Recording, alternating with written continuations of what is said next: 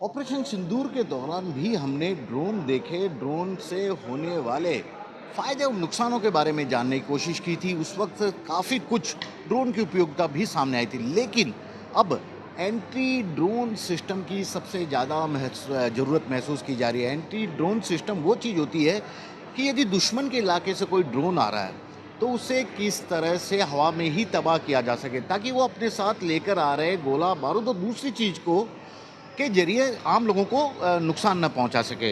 यहाँ पर आप देख रहे हैं एक एंटी ड्रोन सिस्टम मशीन है और ये मशीन 2-3 पार्ट में है। अब इसकी तीनों पार्ट के बारे में आपको खूबियाँ बताऊंगा और जानकारी भी दूंगा किस तरह से काम करता है। जैसे ही कोई ड्रोन आता कहीं आसमान में उड़ता दिखता है, दुश्मन के इलाके से हमारी सीमा की ओर आता अगर नज़र आ जाए तो पहले तो इसे डिटेक्ट किया जाता है इस मशीन से। उसके बाद ये जो आप देख रहे हैं ये वो चीज़ है जिससे उस ड्रोन की दिशा का पता लगाकर उसे हवा में ही तबाह किया जा सकता है। कैसे होता है हम जानने की कोशिश करेंगे। सर पहले तो आपका नाम। जी, माय नेम बलजीत सिंह। बलजीत जी, अभी हमने ऑपरेशन सिंदूर के दौरान देखे थे ड्रोन, पाकिस्तान ने वैरायटी ऑफ ड्रोन चलाने की कोशिश की थी, पूरी तबाही तय करने की कोशिश की थी, लेकिन हमारे anti drone air defence system ने सबको तबाह किया। अब इसकी उपयोगिता बहुत ज़्यादा बढ़ गई, क्योंकि अब जो भी युद्ध होने हैं, पहले तो युद्ध नहीं होने चाहिए, लेकिन युद्ध होने हैं उनमें ड्रोन की भूमिका होगी। ये कैसे काम करेगा, क्योंकि दुश्मन तो ड्रोन के अलावा कुछ समझ नहीं पा रहा इस वक्त। राइट। जी, ये हमारी एंटी ड्रोन डिटेक्शन मशीन है, जो डिटेक्टर है। ये आपका 8 टू 10 किलोमीटर रेडियस में कहीं से भी कोई सा भी ड्रोन आ रहा है, आपको फुली ये यहाँ से आपको डिटेक्ट करके दिखा देता है, ऑडियो एंड विजुअल अलार्म के साथ। ये देख रहे होंगे इसके ऊपर, ये अलार्म बज रहा है। ये अलार्म दिखा रहा है। इसमें ड्रोन आपको मल्टीपल ड्रोन भी आ जाए तो उसकी डिटेल्स बाय नेम और कहाँ से ऑपरेट हो रहा है। यहाँ नंबर ऑफ ड्रोन आ जाए। हाँ जी, हाँ जी।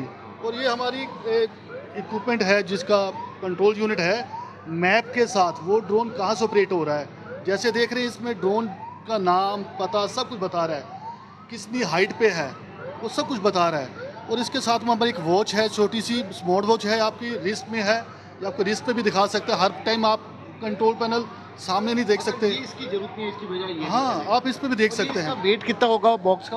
Less than 13 KG man pack है। इसको मैन पोर्टेबल भी कर सकते हैं, व्हीकल पे भी आप इसको यूज कर सकते हैं, किसी भी टायरन में यूज कर सकते हैं। हमने ड्रोन ढूंढ लिया, जी। अब उसको डिटेक्ट मतलब उसको पता करके कहाँ से आ रहा है जी। और उसको हवा में भी उड़ाना जरूरी है, कैसे होगा? सर, ये हमारी जैमिंग गन है। ये jamming gun up to 3 kilometre तक ये उस ड्रोन को हवा में ही तबाह कर सकती है।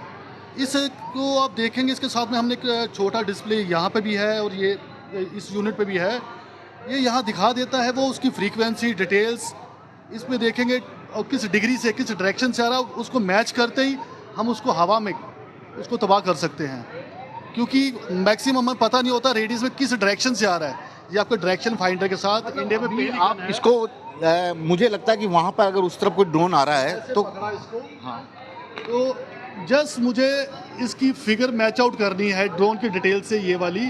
और जिस साइड को साइड रोटेट करूंगा, रोटेट करते यहीं से फायर कर दूंगा, किसी भी फ्रीक्वेंसी का है। इसमें 10 फ्रीक्वेंसी बैंड इसके ऊपर मेंशन किए हैं। मैं स्विच प्रेस करूंगा, वो फ्रीक्वेंसी का बैंड का जो भी ड्रोन दिखा रहा है इस पे, वो डाउन चला जाएगा। क्या भारतीय सेना अब तक इस तरह के इक्विपमेंट का उपयोग कर रही है? क्योंकि ड्रोन डिटेक्शन वहाँ तक समझ में आया, नीचे से एयर से हम ब्लास्ट करते हैं, क्या ये वाली टेक्नोलॉजी अभी आ चुकी है हमारे पास? जी, अभी इससे पहले वाली जो टेक्नोलॉजी है उसमें काफ़ी गैप है।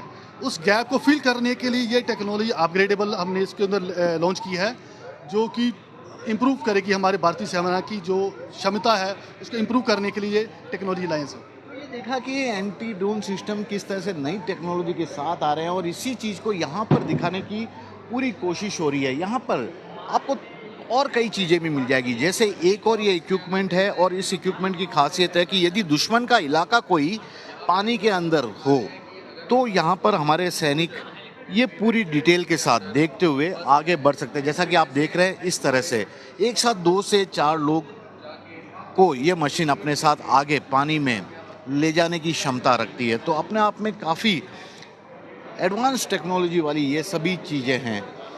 एक और चीज़ हमारी सरकार बार बार बोलती है कि भारतमाला योजना के तहत ऐसी सड़क बना रहे हैं जहाँ पर कि फ्लाइट किसी भी सड़क पर उतर सके, लेकिन यदि कहीं सड़क नहीं है, रेगिस्तानी इलाके में उतरना पड़े, तो वहाँ पर किस तरह से हमारी फ्लाइट उतरेगी, यही चीज़ यहाँ पर समझाने की कोशिश की गई है। ये जो आप मैट देख रहे हैं, बहुत ही हल्के वजन वाले मैट हैं। इनको आप किसी भी जगह ले जाकर रख सकते हैं और सर, ये टेक्नोलॉजी के बारे में बताइए, क्योंकि हमारी सरकार के लिए भारतमाला सड़क बना दी गई है, कहीं भी फ्लाइट उतर सकती है ज़रूरत के वक्त। कहीं सड़क नहीं भी होती है तो ये कैसे काम करेगा? जैसे कई जगह क्या होता है कि आपदा आ जाती है। अब सपोज़ कहीं अर्थक्वेक आ गया, कहीं फ्लड आ गया, तो आप फ्लड लीव करते हैं या मेडिकल इवैक्यूएशन वगैरह हुआ, तो हर जगह तो आप परमानेंट हेलीपैड्स नहीं बना सकते। अब उसका सॉल्यूशन जो होता है वो होता है that is the temporary helipad. अब टेम्परेरी हेलीपैड बनाने के लिए देयर आर वेरियस थिंग्स। जैसे पहले जो है एल्यूमिनियम शीट्स यूज़ होती थी, दे वर बल्की, वेरी हैवी। सो एक हेलीपैड ले जाने के लिए आपको 4-5-6 जो है ट्रक चाहिए होते थे। उसके बाद आए PSP sheets, pierced steel plates, वो भी बहुत हैवी होती थी। उसका solution is this, light weight, man portable. इसके लिए कोई फोक लिफ्टर की जरूरत नहीं उठाने के लिए, कोई उसकी क्रेन की जरूरत नहीं है। 2 आदमी आराम से एक मैट उठा के ले जा सकते हैं। एक मैट जो है 12.5 metre long and 4.2 metre wide है, और 2 आदमी 86 केजी का एक मैट है। अगर सपोज किसी, मैं आपको एक आपने जो तस्वीर दिखाई है रेगिस्तानी इलाके की भी दिखाई है, मिट्टी पहाड़ जहाँ पे दलदल। now we'll be supplying to Indian Army. We have got the order for 50 helipads. In addition, अभी जैसे आजकल में ये देखते हैं, जैसे भाई भी मानसून सीज़न चल रहा है, तो recently I went to Uttarakhand. मैं भी करके आया था एक आपने हमारे प्रधानमंत्री जी का एक वो जो है उड़ान स्कीम जो है उसमें देखा होगा, तो मैं हेलीपैड सर्विस के लिए गया था। इससे पहले मैं पवनहंस में था, तो पवनहंस के थ्रू मेरे को जो मौका मिला नागालैंड और उत्तराखंड जाके वहाँ के हेलीपैड सर्वे करने का, तो वो करके आया था मैं। तो रास्ते में मैंने देखा कि there were lot of landslides. तो अब NHAI जो है वो बेचारे देवर हेल्पिंग पीपल आउट। तो उसमें क्या होता है, सपोज एक 100-200 मीटर का एक स्ट्रेच है, तो उन्होंने क्लियर तो कर दिया, NHAI ने क्लियर कर दिया लोग गाड़ियाँ निकलने के लिए। लेकिन कई जगह ऐसा था कि इतना सकरा और इतना स्लिपरी होता था कि पीछे से गाड़ियों को या बुलडोजर से पुश करना पड़ता था गाड़ियों को ऊपर चढ़ाने के लिए। This can be use as a traction mat in those areas. और जो जैसे आप हर जगह, तो मैं आई वॉज देयर कि परमानेंट हेलीपैड हर जगह नहीं बना सकते, तो टेम्परेरी हेलीपैड के लिए 10 से कम लोग चाहिए इसको बनाने के लिए, और 1.5 घंटे के अंदर एक हेलीपैड तैयार हो जाता है। आप अपना काम कीजिए, जितने दिन आपको यूज़ करना है, उसके बाद दोबारा roll and take it to the next location. देखिए, ये शायद इस टेम्परेरी हेलीपैड बनाने के लिए जो जिस जगह पर अगर हेलीपैड उतर रहा है, आपके हवाई जहाज या कोई विमान उतरेगा, उसके लिए एक आधुनिक तकनीक है। भारतीय सेना ने इसका ऑर्डर भी दे दिया, यानी कि जल्दी ही सेना इसका उपयोग भी करेगी। और यहाँ पर जो ये देख रहे हैं, भारतीय सेना के अलग अलग कमांड से यहाँ पर अधिकारी आए हैं और इन्हीं चीज़ों को यहाँ पर देखने समझने की कोशिश कर रहे हैं कि इनके इलाके के लिहाज से कौन सी चीज़, कौन सी तकनीक कितनी ज़रूरी है, उसका किस तरह से फ़ायदा हो सकता है, किस तरह से यहाँ पर इन सब चीज़ों को उपयोग किया जा सकता है। तो फिलहाल ये एग्जीबिशन अपने आप में कई मायनों में खास भी है। कैमरामैन विक्रम सिंह भाटी के साथ श्रीवत्सन, जयपुर न्यूज़ 24।